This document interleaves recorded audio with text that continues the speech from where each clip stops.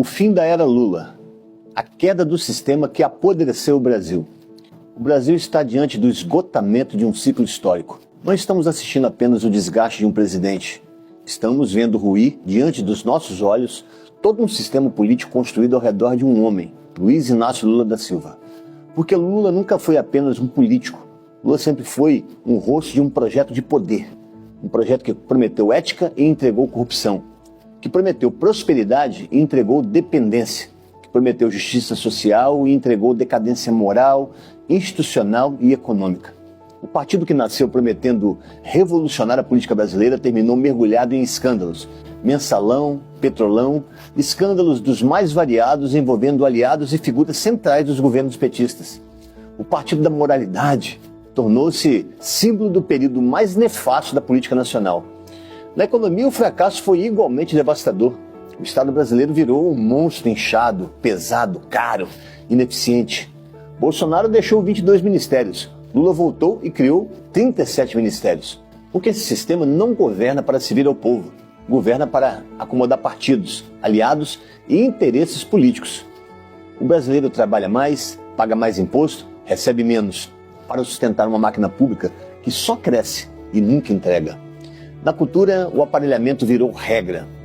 A Lei Rouanet, que deveria fomentar a cultura de verdade, não passa de um mecanismo para favorecer grupos já influentes e alinhados ao sistema cultural e político. Enquanto isso, artistas independentes e talentos reais seguem esquecidos. Na educação, o desastre é geracional. Depois de décadas de poder, o PT não entregou excelência, não transformou o Brasil em potência científica, não formou uma geração de pesquisadores, engenheiros, cientistas ou intelectuais competitivos globalmente.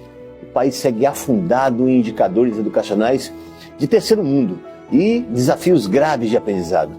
Na área social, venderam a narrativa de combate à pobreza, mas o que fizeram foi administrar a pobreza. Programas sociais são usados para o controle político de milhões de famílias, enquanto a emancipação econômica e a autonomia dessa massa humana nunca passou de ser uma ironia covarde produzida pelo PT. E o resultado está nas ruas. O Brasil hoje convive com um aumento contínuo da população em situação de rua, com mais de 236 mil pessoas registradas oficialmente, número que pode ser ainda muito maior. Famílias destruídas, seres humanos vivendo sem nenhuma dignidade, homens e mulheres abandonados nas calçadas, dependentes químicos, pessoas emocionalmente destruídas, vivendo como fantasmas em pleno centro das grandes cidades. Isso gera mais que tristeza, gera caos social, gera insegurança, gera tensão permanente, gera um ambiente de medo, de enfrentamento, de colapso urbano. O cidadão comum já não consegue exercer plenamente seu direito de ir e vir, já não consegue usufruir dos espaços públicos com tranquilidade, já não consegue viver em paz em muitas cidades brasileiras. Esse é o progresso social vendido pela esquerda? Esse é o modelo humanitário prometido pelo PT? Na segurança pública, o país segue marcado por violência persistente, criminalidade organizada, sensação de insegurança em todas as regiões. 50 mil assassinatos por ano, enquanto Lula amplia suas relações com estados narcoterroristas. Na infraestrutura básica, o vexame é ainda mais revoltante. Décadas de poder e o Brasil ainda convive com dezenas de milhões de pessoas sem acesso adequado a saneamento e coleta de esgoto. Estimativas do setor apontam mais de 90 milhões de brasileiros sem coleta de esgoto. É gente adoecendo por falta de esgoto tratado. É criança crescendo em condições indignas.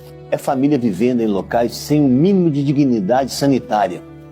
Depois de tanto tempo no poder, como explicar um país ainda tão atrasado no básico? No meio ambiente, o discurso também não encontra coerência plena na prática. A degradação ambiental só aumenta enquanto a fiscalização diminui.